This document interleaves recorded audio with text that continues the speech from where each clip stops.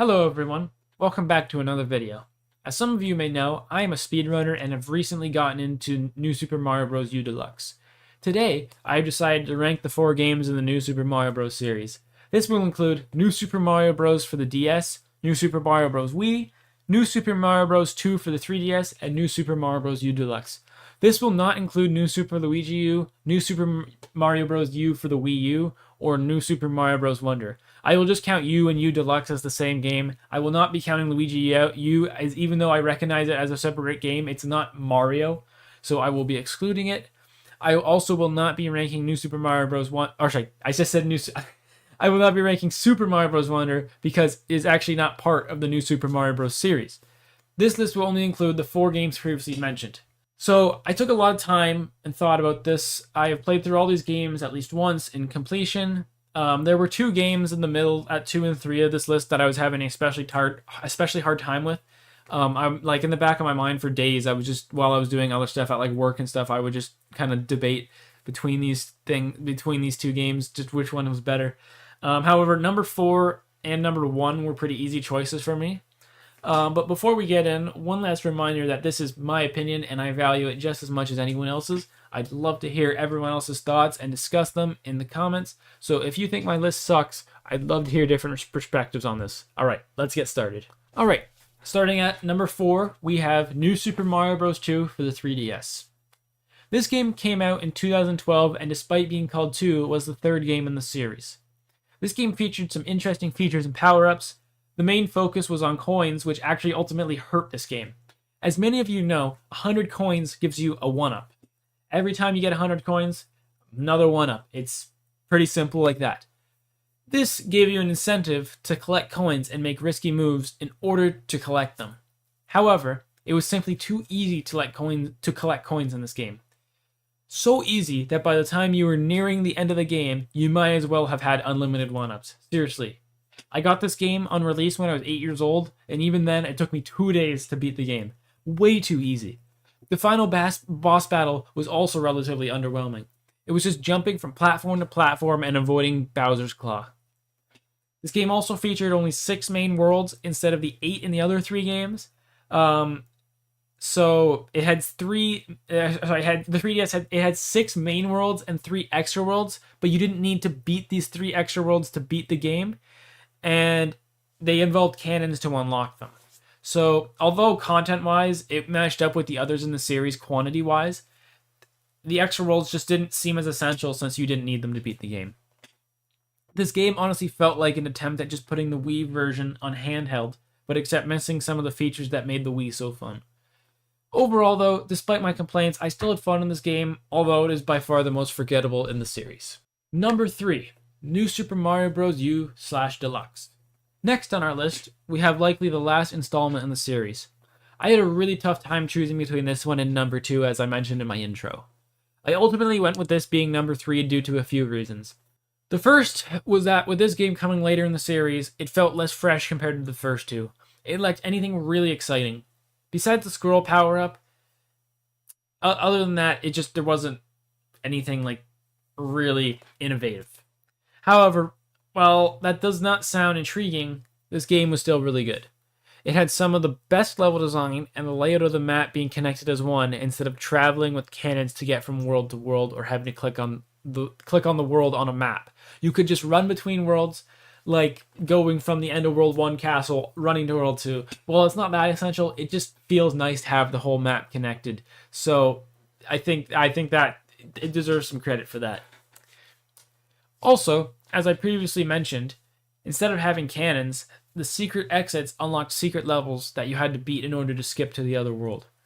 This really brings the entire map together and unlocks a fun element to this game, as these levels were usually unorthodox but in a good way.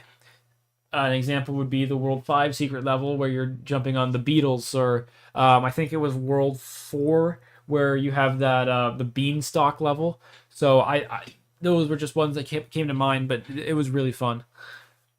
This game was also fairly difficult, much more than the 3DS iteration of the game, and definitely felt like a good challenge.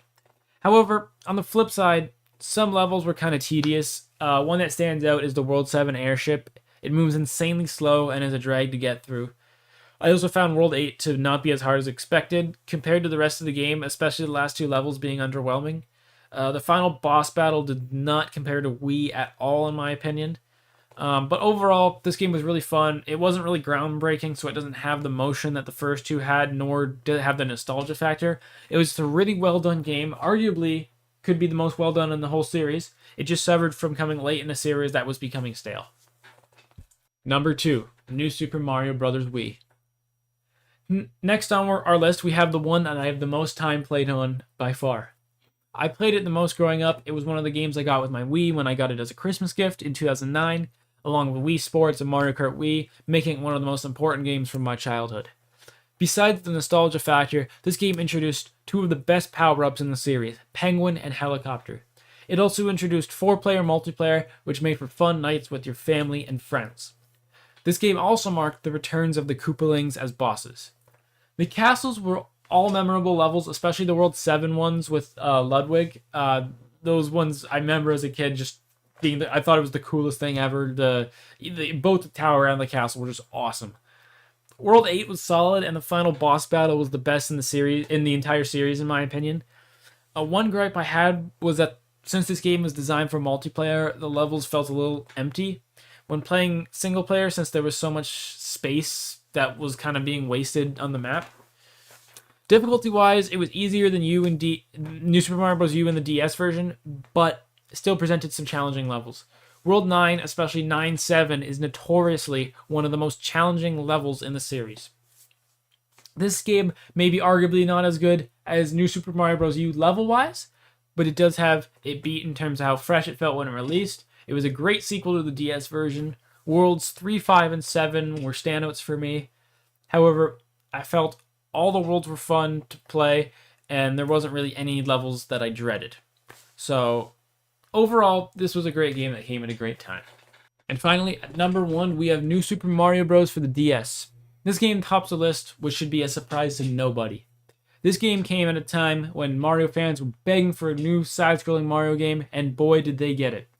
This video covers the topic of the series becoming stale over time. Well, this game was far from it.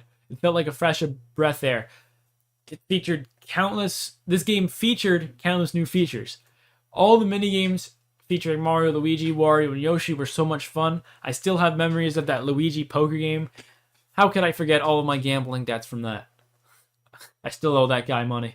This game was also, in my opinion, the most difficult in the series and took actual effort to beat in full.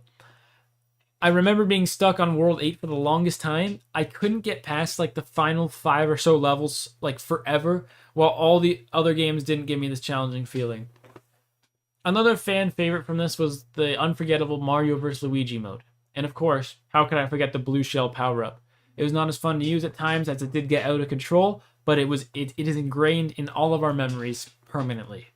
Overall, this was a very well-made game that came at a time where Mario fans were starving for a game like this. What a masterpiece. And that is it for this video. Please leave a like and subscribe to support the channel if you enjoyed it. Also, please feel free to leave a comment below about your thoughts on the list and what you would change. If you think New Super Mario Bros. 2 is the best in the series and it isn't close, I want to hear passionate rants about it. I will be responding to your comments, so please leave a comment if you would like to discuss the series and share your thoughts. Thank you, and goodbye. Take care.